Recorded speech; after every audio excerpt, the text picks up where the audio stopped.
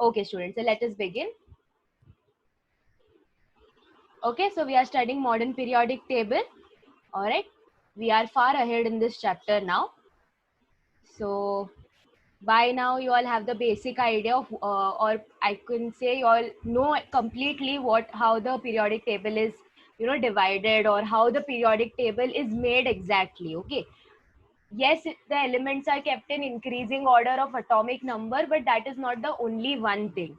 All right, as you all have studied more and more concepts now, you all know that a lot of factors come into picture. Okay, how they are divided into blocks and everything, why they are in a specific group. Okay, why alkali metals are in group 1 only. Okay, so a lot of things you all know. Last lecture we did a very important topic, that was effective nuclear charge and screening effect. Okay, fine, just a minute. All right, effective nuclear charge and screening effect, also known as shielding effect.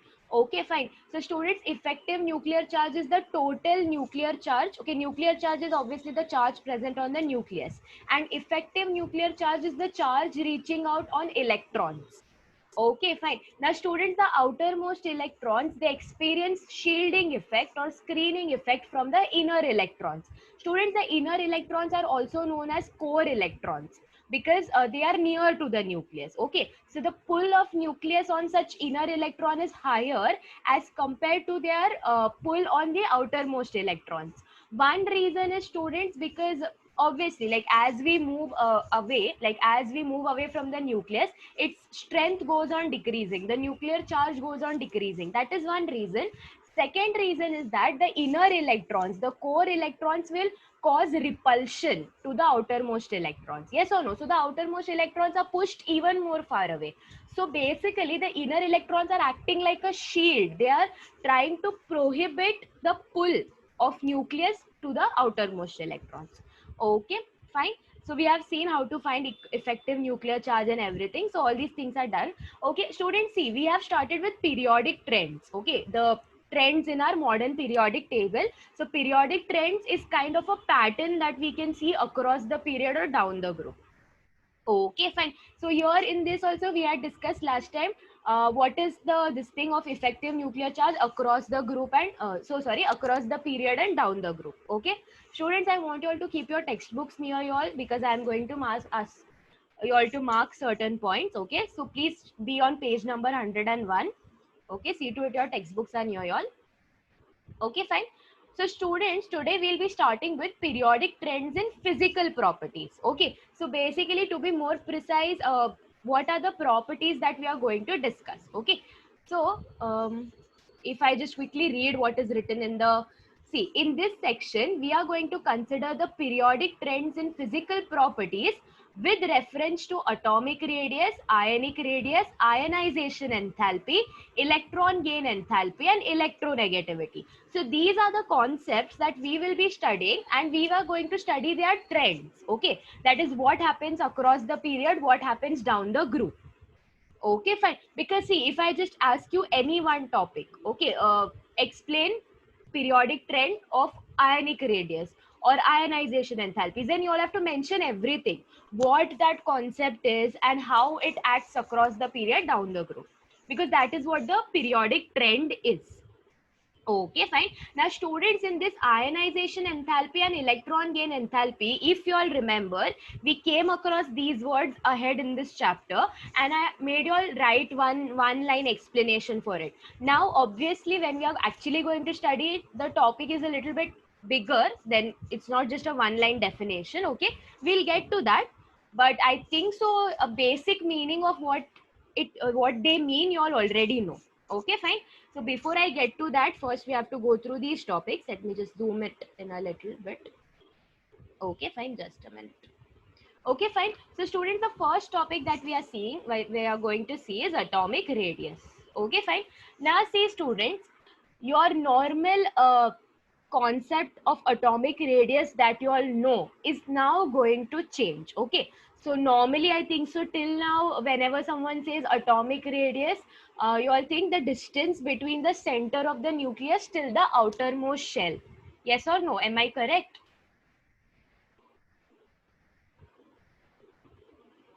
Please let me know. Yes, miss. Yes, Yes, miss. miss. Okay, fine. So this is what you're new till now. This is what you are used to say also. Like if someone asks you what atomic radius is, it is the distance between the center of the nucleus till the outermost shell. Okay. But students, as I said, see, when you come into 11th standard, you all are going to be introduced to a lot many new concepts. For example, one example is your electronic configuration. Initially, you all used to write 2 comma 8 comma and something like that. But now you all see that so many things are involved. We have subshells, we have orbitals, etc., etc. Okay, fine. So similarly over here, students, in atomic radius, see, orbits that are there, okay, that is for our convenience so that we can study an atom, but that is not how it is in reality. Okay, fine. In reality, we cannot see like shells and everything, and then there is a last shell and the distance between center and the last shell. No, that is not how atomic radius is found out. Okay, so normally actually a atom, there's a nucleus in between, there are electrons around it, so that is known as an electron cloud. Okay, fine. Electron cloud in the sense it comprises of electrons. See, basically, I'll tell you all one simple example I can give. For example, there is a covalent bond between A and B. Okay, so there are two electrons shared, right? One electron given by A, one electron given by B. So this much area that is there, it acts like an electron cloud. Okay, now for example, if B is more electronegative than A, I hope you all remember the concept of electronegativity, the ability to pull electron towards itself. Students, in fact, we are also going to study electronegativity also ahead. Okay, something that you all have already heard once. So try to remember things. Okay. So if B is more electronegative than A, what will B try to do? B will try to pull this electron cloud towards itself. It pulls both the electrons, right? The pair, okay? So basically it is trying to pull the electron cloud towards itself. Students, you all will be studying a little bit more about these electron cloud concept in your 4th chapter, that is structure of atom. Okay, so right now we don't need that much. Right now I just want you all to understand that your old definition is not going to be applicable over here, that it is a distance between center to the external part. We'll see what is written. See, you have learned in chapter 4, the quantum mechanical model of atom describes the extra nuclear part of an atom as electron cloud. You all can just underline this and keep. Okay, students, what is extra nuclear meaning? Outside the nucleus. So electrons are present outside the nucleus, right? You all can just write down here above extra nuclear if you all want, outside the nucleus. Okay, but it is understood. Extra nuclear means outside the nucleus. Okay, so the extra nuclear part of an atom acts like an electron cloud. Okay, fine. So I'll just mark this and keep. Let us move ahead. As a direct implication of this, the atom has no definite boundary. It is not like how we see in diagrams and everything. There is shell 1, 2, 3, and then there is a last shell, and then the distance and etc. It's like a circle. No, it is not like that actually. Okay, in reality. Okay, fine. The atomic size or atomic radius, therefore, can be estimated from the internuclear distance under different circumstances. So I want you all to mark this point. Okay, this one line is summarizing what we will be doing now. Okay, or how we will be determining atomic radius. So you all can see what is written. It can be estimated from the internuclear distance under different circumstances. Okay, fine. Students, what is internuclear distance? Like, it is very easy to understand from the word itself. Internuclear distance means distance between two nucleus. Okay, two nucleuses. All right, fine. Okay, if you are not understanding, just wait for a minute. There is a diagrammatic representation. So from that, you all will come to know. Let us see what is written. In the case of non-metals, except for noble gas, I hope you all remember when we did characteristics of SPDF. So there they had mentioned what elements. So in S block, we have metals. In P block, students, group 18 is your noble gas, okay, or your inert gas. Group 16 and 17 are non-metals. Okay, fine. And then we had metalloids and everything.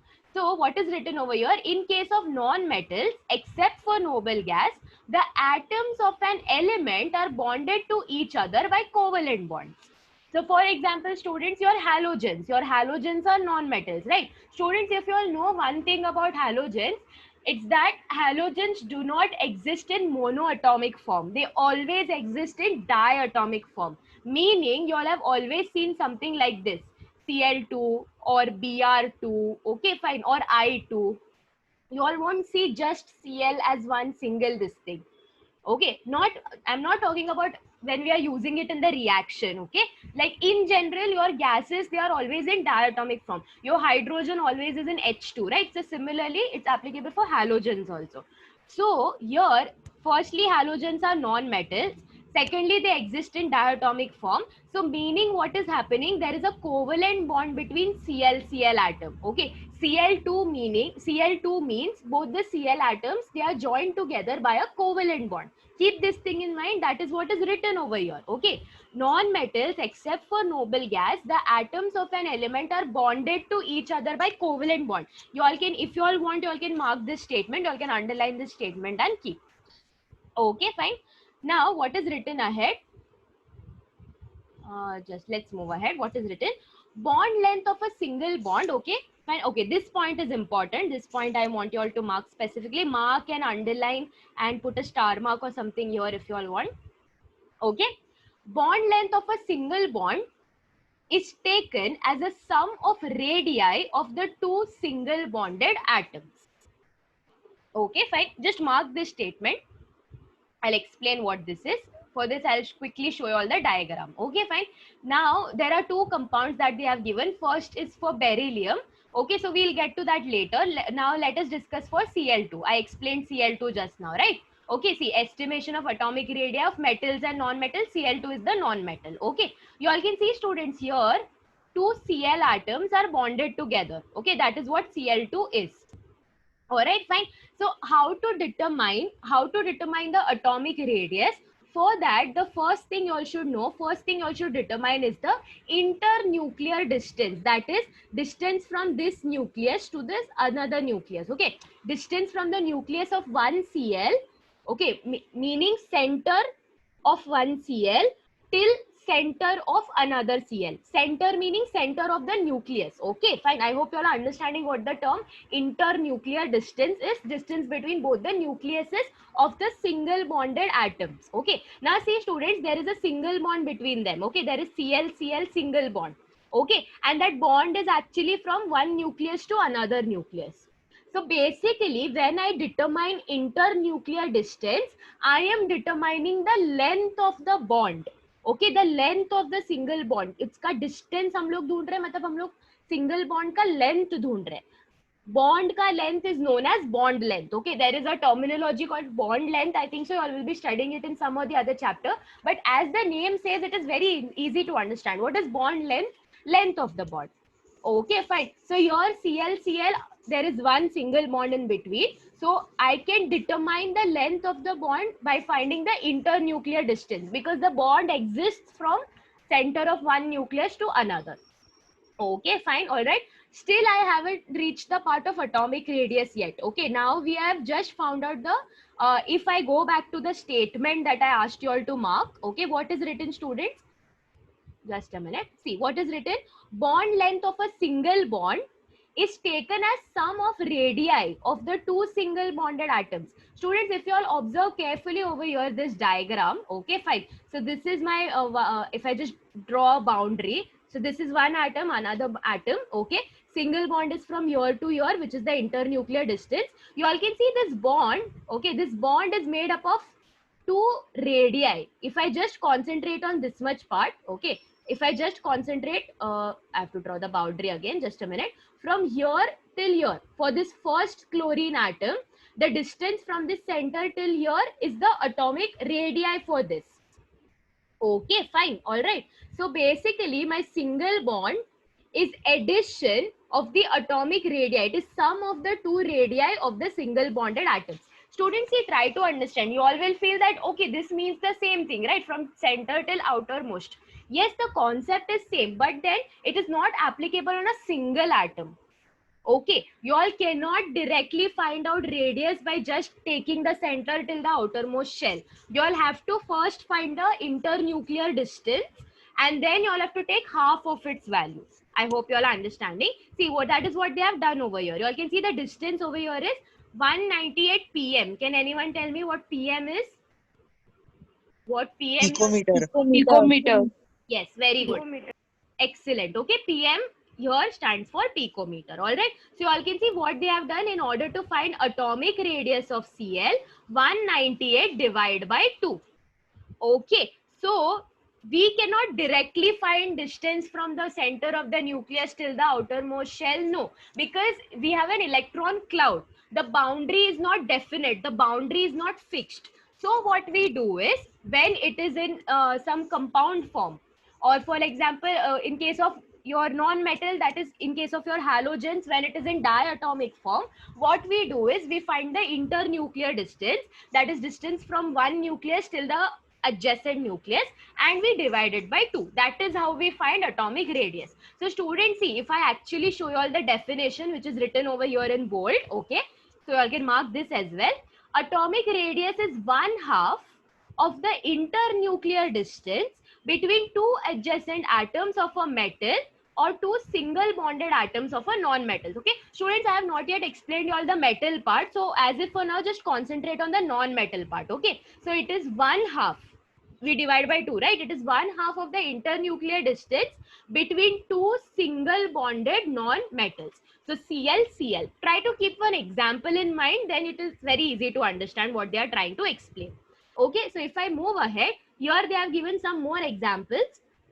Okay, this is called covalent radius of the atom. So see students, Cl, Cl, they form a covalent bond, right? So we first find the bond length. Okay, we find the bond length and divide it by 2. That is going to give me atomic radius of one Cl atom. So it can also be called as covalent radius. Now this is only applicable for non-metals. Okay, fine, because they form covalent bonds. All right, fine. So this is just another terminology. So if I see, for example, bond length of CC bond in a diamond is 154 picometer. Okay, so what will be the atomic radius? The atomic radius is going to be 154 divided by 2. Okay, fine. That is going to give me 77 picometer. Bond length of Cl-Cl bond is 198. So atomic radius divided by 2. This is what we just discussed. Okay, fine. So this was for non-metal students. Now let us see for metals. In case of metals, distance between the adjacent atoms. See students, metals, they do not form covalent bond amongst themselves. Okay. So distance between the adjacent atoms in a metallic sample is measured. 1/2 of this distance is taken as the metallic radius. In case of non-metals, okay, we find the bond length, divide by 2. That is the atomic radius. It is also called covalent radius. In case of metals, metals do not form covalent bond and everything. What we do is, now let's get back to this beryllium example. Okay, fine. So see students, beryllium, obviously whenever we have that metal with us, there is not going to be only one single atom. There are going to be many atoms. Okay, so the atoms are arranged in such a pattern. Actually, you all will be studying this pattern arrangement also in some chapter, how atoms are arranged. Okay, how a crystal format and everything, but let's not get into that now. Okay, fine. So see, this is how beryllium atoms are arranged. Okay, fine. You all can see here 224 picometer written. So it is the distance from nucleus of this first beryllium till the second beryllium. So students, it is the same thing, internuclear distance. Okay, fine. See, in case of non-metals, the internuclear distance is nothing but the covalent bond itself. Okay, fine. But here, in case of metals, it is not any kind of bond, just the distance from this nucleus center till here. It is 224 picometer. Then the concept is same, right? Divide by 2, you all will get atomic radii, or you all can also call it as metal radii for one this thing. Okay, fine. So this was atomic radius. Okay, we are not yet done. We have to see the trends as well, okay, across the period and down the group. Okay, so students, please let me know if you all are understanding till now what is happening, if you all understood what atomic radius is. Yes. Yes, miss. Okay, see students, what you all studied earlier was not entirely wrong. It is correct, but that is not how we find atomic radius. We have to take internuclear distance and divide it by 2. Okay, fine, all right. Now let's see what is written ahead. Okay, I hope you all are marking whatever I'm asking you all to mark. Okay, students, here this example, the example that is given, okay, you all can mark the example as well, like just put a bracket across this for example, because we never know, or they might ask you all in MCQs. I am talking about the MCQs that come in your paper. Okay, like in your final paper also we have MCQs, right? So because your specific values are mentioned, you all have to remember. So see, the CC bond length in diamond is 154 picometer and everything. So just you all can just mark that and keep.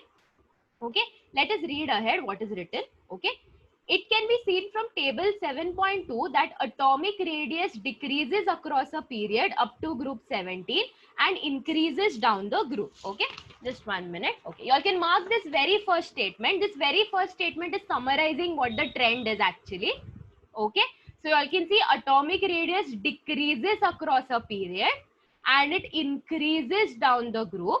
Okay, where is table 7.2? Here is table 7.2. Okay, fine, in this page itself. So you all can see from lithium we go till fluorine. Okay, they have not written group 18. Normally we don't consider that because it is stabilized. It is not going to participate in any reaction as such. Okay, so you all can see the value starts from 152 and it is going till 64. So across the period, the atomic radius is decreasing, whereas down the group, what is happening? See, from first group, we started with 152 and the value is going till 262. Okay, this is obviously in picometer, all right? Fine. Okay, fine. So students, can anyone tell me why this is happening? Why the radius is increasing across the, why the radius is decreasing across the period and increasing down the group? Anyone can come up with the answer. Don't read what is written in your textbook. I'll get to that, okay? But according to what you all understand, what do you think this means? Why this is happening? Is down the group the number of shells increases. Yes, very good. Down the group, the number of shells increases. Okay, fine. Students, this is what, students, you all can see the PDF, right?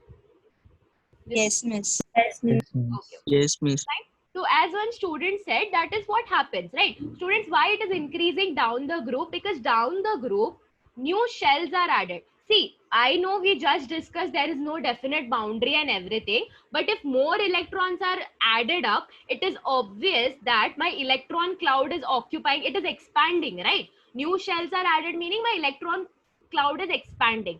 That is happening down the group. But what is happening across the period, students? Across the period, electrons are added to the same shell, right? There is no new shell introduction. So the cloud is that much only. Electrons are just been added inside it. Okay, we'll read what is written. You all will get an idea. Okay, see.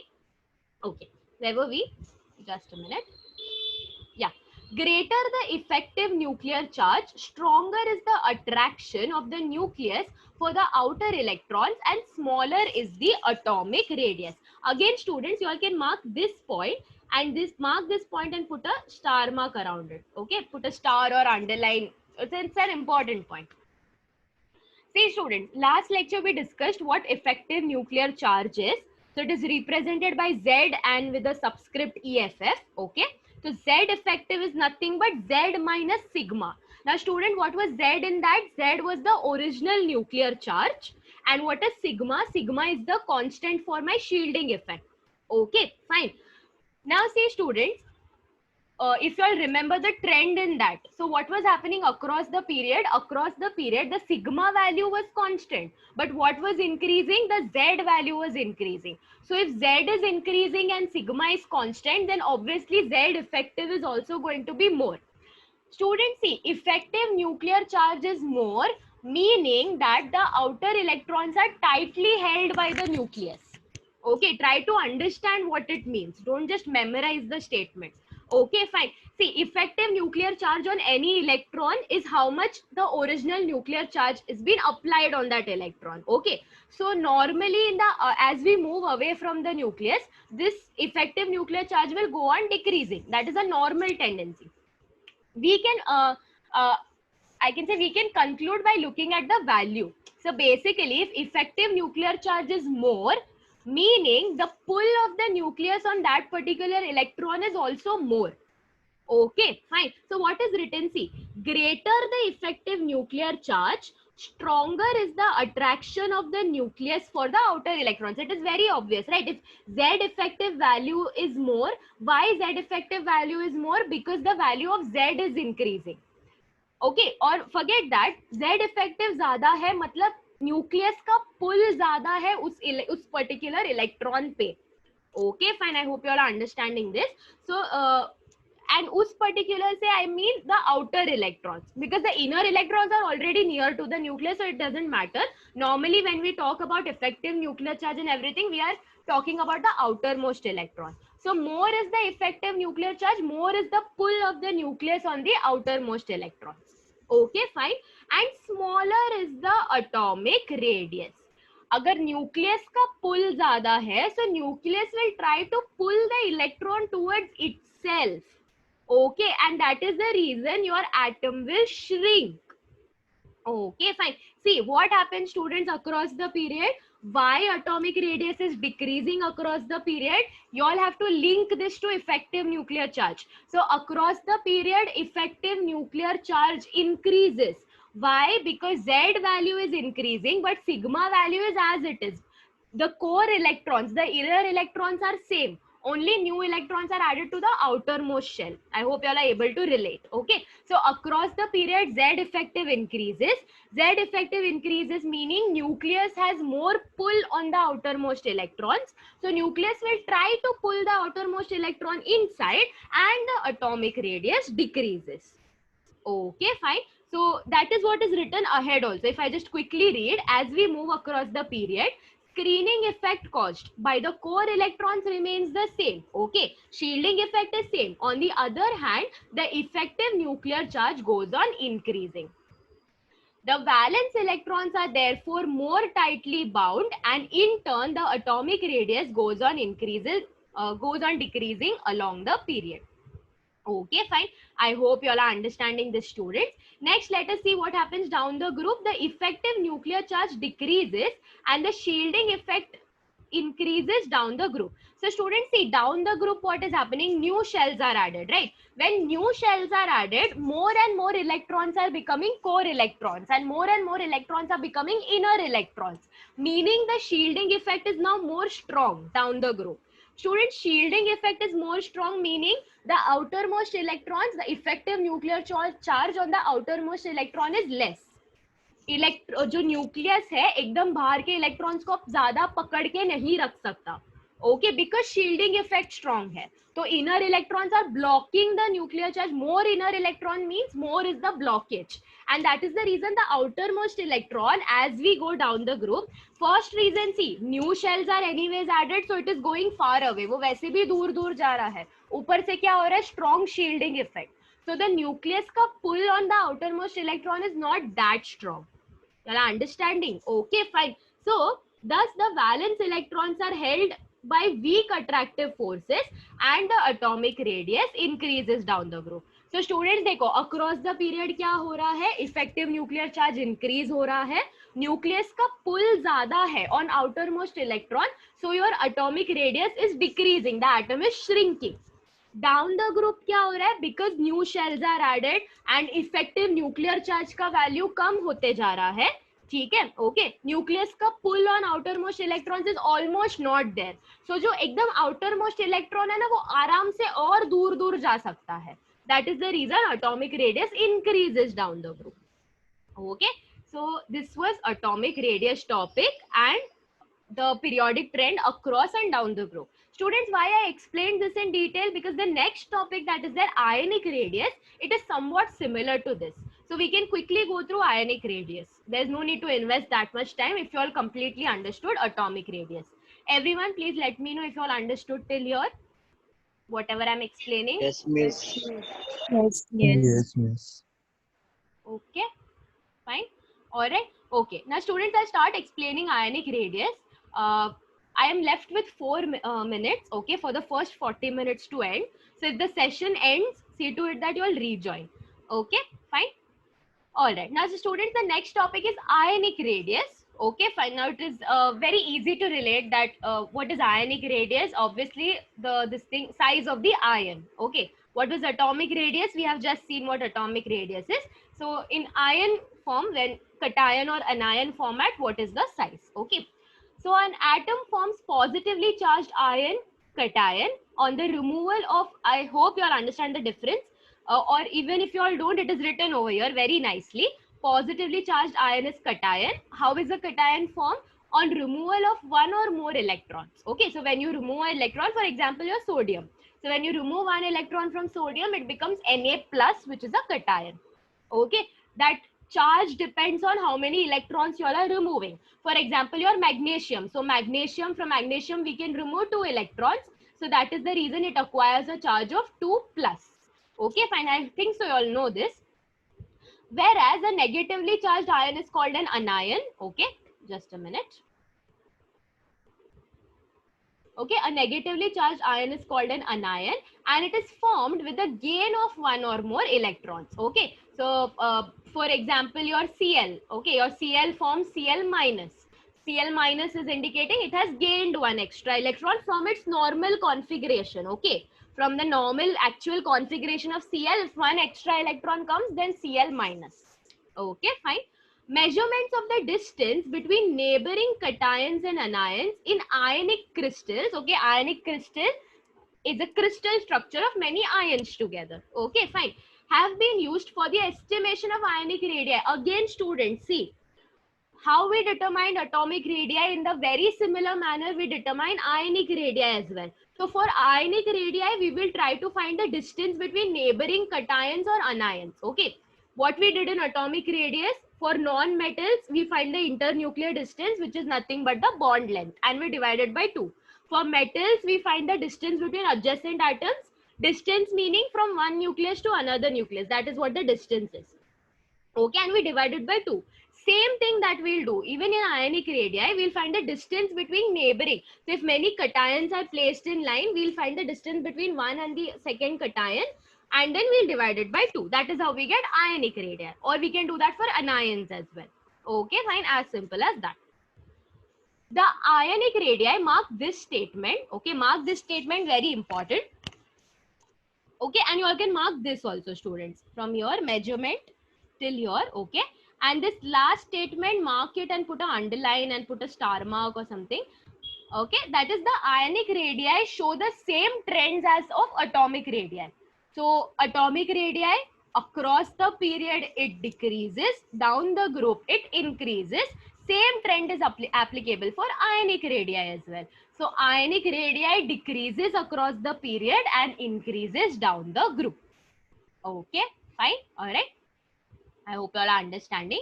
Now let us see what is written ahead.